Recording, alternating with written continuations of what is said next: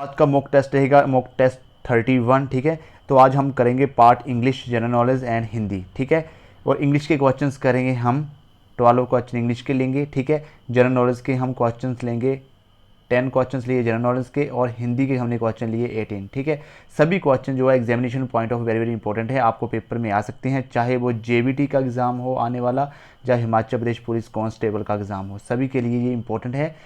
तो आइए शुरू करते हैं आज के क्वेश्चंस। ठीक है, क्वेश्चन नंबर 1 लेते हैं।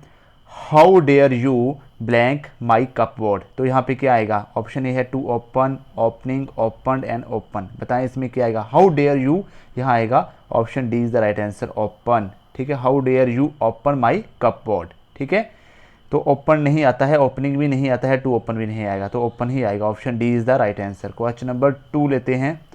He blank me to walk straight. Option है आपके सामने tell, told, simple and speak. बताएं इसका राइट आंसर क्या है? तो option B is the right answer, he told me. क्या आएगा? He told me to walk straight, तो ऑप्शन बी इसका सही उत्तर रहेगा। क्वेश्चन नंबर 3 लेते हैं। When he was young he blank cross the river. बताएं कैन, कुड, मे, शेल। अब देखिए व्हेन ही वाज यंग, मतलब जब भी यंग था, तो वह पास्ट की बात कर रहा है, तो यहाँ पे क्या आएगा? कुड आएगा, option B is the right answer. ठीक है, ऑप्शन बी आएगा, when he was young he could cross the river, तो option B is the right answer. ठीक है, कैन, कुड से पास्ट की फॉर्म होती है। ठीक है, क्वेश्चन नंबर 4 लेते हैं। To hang one's boots mean. तो ऑप्शन है आपके सामने to clean one's shoe, to hang them to dry, to change once shoes and to retire from work. तो बताएं इसका सही मीन क्या है? टू हैंग वंस बूट्स, तो ये एक मतलब प्रोवर्ब है। ठीक है, तो आपने इसका बताना है सही आंसर क्या है। ठीक है, तो इसका सही आंसर है ऑफ क्वेश्चन नंबर 4 का option number D, to retire from work. To hang one's boots का मीन्स होता है टू रिटायर फ्रॉम वर्क, मतलब काम से वो रिटायर हो रहा है, टू रिटायर फ्रॉम जॉब या टू रिटायर फ्रॉम वर्क। ठीक है, तो हम इसको कैसे लिख सकते हैं? Option D is right answer. ठीक है, तो हम ऐसे लिख सकते हैं at the end of at the age of 40। ठीक है, he decided it was to hang up his boots. ठीक है, क्या मतलब? At the age of 40 he decided, क्या उसने डिसाइड किया? It was the time to hang up his boot, मतलब उसे रिटायर होना था। ठीक है, 30 की उम्र में। ठीक है, तो इसका option D is the right answer, to retire from work, to hangs one's boot means, इसका ये मतलब होता है। ठीक है, क्वेश्चन नंबर 5 लेते हैं। द सिनोनिम ऑफ काइंड, आपने काइंड का सिनोनिम बताना है। Benevolent, loving, affectionate and patient. बताएं इसका। तो काइंड का मतलब होता है दयालु। ठीक है, तो option A is the right answer. ठीक है, तो बेनिवोलेंट काइंड का जो है सिनोनियम है, इसका सेम मीनिंग होता है काइंड। काइंड हार्टेड बोल सकते हैं, kind hearted, HEARTED, kind hearted. Generous बोल सकते हैं, GENEROUS, उदार। ठीक है, तो बेनिवोलेंट और kind is the same meaning. Loving and affection same होते हैं। ठीक है, सिनोनियम एक दूसरे के। लविंग भी प्यार होता है, अफेक्शनेट भी एक प्रकार का प्यार होता है, मतलब प्यार। ठीक है, और पेशेंट, ठीक है, अलग मीनिंग है। ठीक है जी, तो option A is the right answer, kind का बेनिवोलेंट। क्वेश्चन नंबर 6 लेते हैं। Combine the two sentences using in spite of he failed he did not lose, LOSE, lose heart. ठीक है, लूज हार्ट का मतलब होता है हिम्मत हारना। ठीक है, तो आपने बताना है, ये ऑप्शंस आपके सामने हैं, तो बताएं इसका राइट आंसर क्या है। क्वेश्चन नंबर 6 का राइट आंसर रहेगा option number C, in spite of having failed he did not lose heart. ठीक है, मतलब उसने हिम्मत नहीं हारी, in spite of having failed होने के बावजूद भी। ठीक है, in spite of having failed he did not lose heart, option C is the right answer. ठीक है जी, question number 6, which is the correct. बताना है आपने। I take tea every morning, option A. Option B है tea is taken by me every morning, tea take every morning, and option A and B. बताएं इसका right answer क्या है? तो option D is the right answer. ठीक है जी, I take tea every morning भी सही है, tea is taken by me every morning ये पैसिव में दिया है, ये भी सही है। ठीक है, तो ये प्रेजेंट इंडेफिनिट में दिया है। ओके, तो ये भी सही है, तो ऑप्शन ए एंड बी सही है, तो option D is the right answer. Okay, directions दिए आपको, डायरेक्शंस बता देता हूँ, थोड़ा जूम इन कर लेता हूँ ताकि आप पढ़ लें। हाँ, डायरेक्शंस है question number 8 and 9, question number 8 and 9 in the questions given below a sentence has been given with the one underlined part. There are three possible situations for the underlined part written A, B, C to correct improve the sentence. If the sentence does not need to improvement, then you can indicate option D as your response. ठीक है, तो आपने बताना है इसमें से कौन सा रहेगा। अगर आपको लग रहा है इंप्रूवमेंट नहीं हो रही है किसी मतलब इस वर्ड को जोड़ने से, तो option D is the right answer रहेगा। ठीक है, question number 8, he insisted on he was innocent. तो ऑप्शंस हैं आपके सामने, insisted on that, insisted with, insisted that या नो इम्प्रूवमेंट। बताएं इसका राइट आंसर क्या है।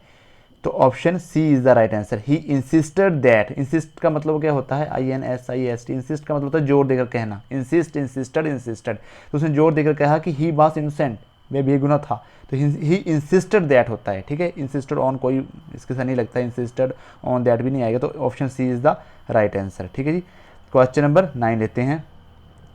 Each furniture on display in this hall is on sale. तो बताएं, ऑप्शंस आपके सामने हैं, बताएं इसका राइट आंसर क्या है। तो option B is the right answer, each piece of furniture होता है, ईच ऑफ द फर्नीचर नहीं होता है, each one of the furniture भी नहीं होता है, तो ईच पीस ऑफ फर्नीचर। ठीक है, each piece of furniture on display in this hall is on sale. ठीक है, तो option B is the right answer, option B सही रहेगा। क्वेश्चन नंबर 10 लेते हैं, which of these is wrong. तो आपने बताना है कि कौन सा इसमें से गलत है। ठीक है, COMMITTED कमिटेड सही है। ठीक है, ADMITED ये गलत है। ठीक है, SUM सबमिटेड, MITTED सबमिटेड सही है, OMITTED ओमिटेड भी सही है। एडमिटेड के स्पेलिंग होते हैं ADMITTED, एडमिटेड। एडमिट का मतलब होता है मानना। ठीक है, कमिट जैसे कोई क्राइम कमिट कर लेता है, ठीक है, ही कमिटेड क्राइम बोल देते हैं हम। सबमिटेड होता है कोई चीज़ प्रस्तुत करना। ठीक है, ही सबमिटेड दैट। ठीक है, सबमिटेड फॉर यू काइंड प्रोड्यूसल हम ऐसा बोलते हैं। ओमिटेड, ओमिटेड क्या होता है बताएं। ओमिटेड का मतलब होता है छोड़ देना। ठीक है, ओमिटेड का मतलब होता है, ओमिट का मतलब होता है OMIT, ओमिट मतलब होता है छोड़ना। ठीक है, तो ये गलत था, एडमिटेड के स्पेलिंग गलत थे, तो option B is the right answer. ठीक है जी, क्वेश्चन नंबर 11 लेते हैं। The last question is the blank difficult. बताएं, मच आएगा, मोर आएगा, मच आएगा, मोस्ट आएगा या ऑलवेज आएगा। बताएं इसका राइट आंसर क्या है। तो option C is the right answer. ठीक है, क्या होता है, मच, मोर, मोस्ट होता है। ठीक है, adjective, comparative and superlative degree आपने पढ़ी होगी। ठीक है, तो इसके आगे मच क्या आएगा, मोस्ट डिफिकल्ट आएगा, सुपरलेटिव डिग्री आएगी, क्या आएगी, सुपरलेटिव डिग्री। सुपरलेटिव क्या है, मोस्ट।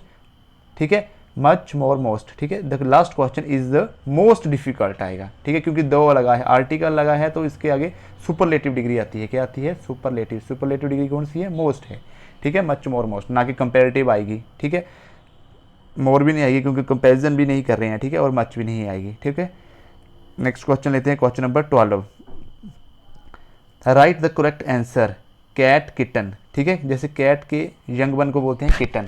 ठीक है, वैसे ही रैट के यंग वन को बोलते हैं nestling. Option D is the right answer. ठीक है, बिक्सन क्या होती है, लोमड़ी टाइप। ठीक है, और फॉल, फॉल जैसे फॉल हो गया, कॉर्ट हो गया, COLT कॉर्ट हो गया, ये सारे किसके हैं, मतलब यंग वन है, यंग वन ऑफ हॉर्स हैं, यंग वन ऑफ हॉर्स। ठीक है, फॉल। जॉय, जॉय किसका है, young one of kangaroo, young one of kangaroo के बच्चे को बोलते हैं हम जॉय। ठीक है, तो इस तरीके से आपने याद रखना है, तो इसका option D is the right answer. Next question number 13 लेते हैं। साइमन कमीशन लौट जाओ का नारा किसने लगाया। लाला अमरनाथ ने, लाला लाजपत राय ने, सुखदेव लाल ने, हरदयाल ने। बताएं इसका राइट आंसर क्या है। तो option B is the right answer, Lala Lajpat Rai ने जो है साइमन कमीशन लौट जाओ का नारा लगाया था। क्वेश्चन नंबर 14 लेते हैं। चंबा जिला में खजियार किस चीज़ के लिए प्रसिद्ध हैं। बताएं आप। ऑप्शन ए रमणीय स्थल, ऑप्शन बी 7 झीलों का समूह, ऑप्शन सी घने जंगल, ऑप्शन डी बौद्ध मठ। बताएं इसका राइट आंसर क्या है। तो option A is the right answer, रमणीय स्थल के लिए प्रसिद्ध है चंबा जिले का खजियार। ठीक है, याद रखना है अब, रमणीय स्थल। क्वेश्चन नंबर 15, दूरबीन का आविष्कार किसने किया। बताना है आपने। जे थॉमसन, रदरफोर्ड, गैलीलियो या न्यूटन। बताएं इसका राइट आंसर क्या है। तो option C is the right answer, Galileo ने किया था दूरबीन का आविष्कार। क्वेश्चन नंबर 16 लेते हैं। गीतांजलि के लिए रविंद्र 2 बार लिखे गए। रविंद्रनाथ टैगोर को नोबेल पुरस्कार कब मिला है बताएं आप। 1909, 1913, 1914, 1915 बताएं इसका राइट आंसर क्या है। तो option B is the right answer. 1913 में मिला था गीतांजलि के लिए रविंद्रनाथ टैगोर को नोबेल पुरस्कार। कब मिला था? 1913 ईस्वी में मिला था। ठीक है। क्वेश्चन नंबर 17, अंतर्राष्ट्रीय महिला दिवस कब मनाया जाता है बताएं। 8 मार्च, 3 मार्च, 10 अक्टूबर या 23 सितंबर बताएं इसका राइट आंसर क्या है। तो option A is the right answer, 8 मार्च। ठीक है, 8 मार्च को जो है अंतर्राष्ट्रीय महिला दिवस मनाया जाता है। ठीक है जी। क्वेश्चन नंबर 18 लेते हैं। चिलगोजा फल कहाँ पर होता है बताएं। कुल्लू, किन्नौर, बिलासपुर, लाहौल स्पीति बताएं इसका राइट आंसर क्या है। तो option B is the right answer. जो चिलगोजा होता है वो किन्नौर में पाया जाता है, फल होता है। ठीक है। क्वेश्चन नंबर 19, खड़ा मुख सेतु किस नदी पर है। यमुना, चिनाब, ब्यास, रावी बताएं इसका राइट आंसर क्या है। तो option D is the right answer. ठीक है, खड़ा मुख सेतु जो है रावी नदी पर है। ठीक है। क्वेश्चन नंबर 20, मध्य प्रदेश में स्थित खजुराहो मंदिर किस वंश के राजाओं द्वारा बनाया गया था। चंदेल, चोल, राष्ट्रकूट या फिर पल्लव बताएं इसका राइट आंसर। तो option A is the right answer, Chandel. ठीक है, चंदेल जो है चंदेल वंश के राजाओं द्वारा बनाया गया था। कौन सा? मध्य प्रदेश में स्थित जो है खजुराहो मंदिर है जो। ठीक है जी। तो ऑप्शन ए सही रहेगा। क्वेश्चन नंबर 21, मोहन मिकिन ब्रेवरी स्थित है बताएं। सोलन, बिलासपुर, मंडी या चंबा में बताएं इसका सही उत्तर क्या रहेगा। तो ऑप्शन ए इज़ द सही आंसर। ठीक है, सोलन में है। मोहन मिकिन ब्रेवरी जो है सोलन जिले में है। ठीक है जी। क्वेश्चन नंबर 22, मंडी शहर किस नदी के किनारे स्थित है। ब्यास, सतलुज, यमुना या रावी बताएं इसका सही आंसर। तो option A is the right answer, Beas नदी पर स्थित है मंडी शहर। ठीक है जी। क्वेश्चन नंबर 23 लेते हैं, हिंदी चलते हैं अब पार्ट। कौन सा शब्द क्रिया विशेषण है बताएं आपने। तेज, पहला, बुद्धिमान या फिर मीठा बताएं इसका सही आंसर क्या रहेगा। तो ऑप्शन ए, तेज। तेज जो है क्रिया विशेषण है। ठीक है जी। क्वेश्चन नंबर 24 लेते हैं, गरीबों को वस्त्र दो वाक्य में कारक। ठीक है, कारक बताना है आपने। गरीबों को, कर्ता ने कर्म को, करण कारक, अपादान कारक, संप्रदान कारक या कर्म। मैंने बोला ना, कर्ता ने कर्म को है तो गरीबों को। ठीक है, option D is the right answer, कर्म कारक है। ठीक है जी। ओके, 24 का ऑप्शन डी सही रहेगा। ठीक है। नेक्स्ट क्वेश्चन लेते हैं, पृथ्वी का पर्यायवाची शब्द क्या है बताना है आपने। रत्नगर्भा बोलते हैं, हिरण्यगर्भा बोलते हैं, बसुमती बोलते हैं या स्वर्णमयी बोलते हैं। तो बताएं इसका राइट आंसर क्या है। तो ऑप्शन ए, रत्नगर्भा बोलते हैं। पृथ्वी का पर्यायवाची शब्द है रत्नगर्भा। ठीक है जी, याद रखना है आपने। क्वेश्चन नंबर 26 लेते हैं, पिशुन का पर्यायवाची शब्द बताना है आपने। पिशाच, चुगलखोर, पीसना या बेईमान बताएं इसका राइट आंसर क्या है। तो ऑप्शन बी, चुगलखोर होता है। पिशुन का पर्यायवाची क्या शब्द है? चुगलखोर। चुगलखोर बोलते हैं पिशुन को। ठीक है। क्वेश्चन नंबर 27, अथ का विलोम शब्द बताना है आपने। अंत, इति, अर्थ या अध बताएं इसका सही उत्तर क्या है। तो सही उत्तर रहेगा ऑप्शन बी, अथ का विलोम शब्द क्या है? इति। ठीक है जी। क्वेश्चन नंबर 28 लेते हैं, शिव का विशेषण क्या है। विशेषण बताना है आपने। शिवेश, शंकर, शैव या शैल बताएं इसका सही उत्तर क्या रहेगा। तो ऑप्शन सी। ठीक है, ऑप्शन सी, शैव। शिव का विशेषण होता है शैव। ठीक है जी। नेक्स्ट क्वेश्चन लेते हैं 29, सूक्ष्म का विलोम शब्द बताना है आपने। अदृश्य, दृष्टव्य, निश्चित या स्थूल बताएं सही आंसर। तो ऑप्शन डी इज द सही आंसर रहेगा इसका राइट आंसर, स्थूल। सूक्ष्म का विलोम शब्द है स्थूल, सूक्ष्म, स्थूल। ओके। क्वेश्चन नंबर 30, निश्चित समय के भीतर पत्र का उत्तर ना प्राप्त होने की दशा में अनुबोधक के रूप में भेजा जाने वाला पत्र उसको क्या कहते हैं। प्रतिवेदन बोलते हैं, ज्ञापन बोलते हैं, परिपत्र बोलते हैं या अनुस्मारक बोलते हैं। तो आपने इसका सही आंसर बताना है। तो option D is the right answer, अनुस्मारक। ठीक है, निश्चित समय के भीतर पत्र का उत्तर ना प्राप्त होने पर मतलब निश्चित समय के उत्तर में किसी लेटर का आपको जवाब नहीं मिल रहा है तो आप उसको अनुबोधक के रूप में भेजना, तब उसको आप अनुस्मारक पत्र भेजते हैं उसको दोबारा से, अगर आपको वो टाइमली वो आपको रिप्लाई ना मिले तो। ठीक है, अनुस्मारक बोलते हैं उसको। तो ऑप्शन डी सही आंसर रहेगा। 31 क्या होता है, वह सायकालीन बेला जब पशु वन से चरकर लौटते हैं उसको हम क्या बोलते हैं। गोधूली बोलते हैं, सूर्यास्त बोलते हैं, साई बेला बोलते हैं, अपराह बोलते हैं। तो बताएं इसका सही आंसर क्या रहेगा। तो ऑप्शन ए, गोधूली। ठीक है, गोधूली बोलते हैं साई, जब पशु वापस आते हैं चरकर उसको बोलते हैं गोधूली। ठीक है जी। 32 लेते हैं, क्षेपक का मत बताना है आपने। दूसरों को क्षमा कर देने वाला, शत्रु पर घातक वार करने वाला, किसी ग्रंथ में अन्य व्यक्ति द्वारा जोड़ा गया भाग, किसी व्यक्ति द्वारा छोड़े गए शेष कार्य को पूरा करने वाला। बताएं इसका सही आंसर क्या रहेगा। तो इसका सही आंसर रहेगा ऑप्शन सी, किसी ग्रंथ में अन्य व्यक्ति द्वारा जोड़ा गया भाग होता है, उसको हम बोलते हैं क्षेपक। ठीक है, ग्रंथ में अन्य व्यक्ति द्वारा जोड़ा गया भाग, कोई उसमें जोड़ता है कोई अन्य भाग को। ठीक है, तो उसमें नेक्स्ट क्वेश्चन 33, ताजमहल डैश का अद्भुत नमूना है। बताना है आपने, शिल्प कला का नमूना है, मूर्ति कला का, या चित्रकला का, या फिर स्थापत्य कला का। बताएं इसका सही आंसर क्या है। तो ऑप्शन डी रहेगा, स्थापत्य कला का। ताजमहल जो है स्थापत्य कला का अद्भुत नमूना है, तो ऑप्शन डी इसका सही रहेगा। क्वेश्चन नंबर 34 लेते हैं, अपने जीवन के उद्देश्य की पूर्ति के लिए तुम्हें डैश परिश्रम करना पड़ेगा। बताना है आपने, अथाह आएगा, अक्षुण आएगा, अथक आएगा, अपार आएगा। तो 34 का ऑप्शन सी, अथक, आपको अथक परिश्रम करना पड़ेगा, मतलब ज़्यादा मेहनत करनी पड़ेगी। अपने जीवन के उद्देश्य को पूरा करने के लिए तुम्हें अथक परिश्रम करना पड़ेगा, तो ऑप्शन सी सही रहेगा। 35, कर्फ्यू लगने से सारे शहर में डैश सन्नाटा छा गया। बताएं, निस्तंभ, शाश्वत, प्रकम्पित या फिर भयावह। बताएं इसका सही आंसर क्या रहेगा। तो ऑप्शन डी, भयावह। ठीक है, कर्फ्यू लगने से सारे शहर में भयावह सन्नाटा छा गया। क्या आएगा, भयावह, याद रखना है आपने, भयावह सन्नाटा छा गया। 36 लेते हैं, उड़ती चिड़ियों के पंख गिनने का अर्थ बताना है आपने, होशियार होना, अनुभव होना, मतलबी होना, मूर्ख होना। बताएं इसका सही आंसर क्या है। तो उड़ती चिड़ियों के पंख गिन लेना, उसको बोलते हैं हम अनुभव होना, कि उसको एक्सपीरियंस है। ठीक है, वेटरन पर्सन है वो। ठीक है, उसको एक्सपीरियंस है, वो उड़ती चिड़ियों के ही पंख गिन लेता है। ठीक है, 37 लेते हैं क्वेश्चन, वाक्य के अशुद्ध भाग का चयन कीजिए। आपने अशुद्ध बताना है। अपराधी और निरपराधी का अंतर करना कठिन है, कोई त्रुटि नहीं। बताएं इसका सही आंसर क्या रहेगा 37 का। तो option B is the right answer. निरपराधी का, निरपराधी नहीं होता है, क्या होता है, निरपराध होता है। क्या होता है, निरपराध, निरपराध का। अपराधी और निरपराध का अंतर करना कठिन है कोई। ठीक है, तो option B is the right answer, ये अशुद्ध भाग था इसमें। क्वेश्चन नंबर 38 लेते हैं, संविधान में हिंदी को कहा गया है, क्या कहा गया, आर्य भाषा बोला गया है, संपर्क भाषा बोला गया है, राष्ट्रभाषा या फिर राजभाषा। बताएं इसका सही आंसर क्या है। तो ऑप्शन डी, राजभाषा बोला गया है। संविधान में हिंदी को क्या बोला गया है, राजभाषा। ठीक है जी। क्वेश्चन नंबर 39, जिजीविषा का अर्थ बताना है आपने, शाबाशी, शामिल होना, जीने की इच्छा या शब्द भनी। बताएं इसका सही आंसर। तो option C is the right answer, जीने की इच्छा को बोलते हैं हम जिजीविषा।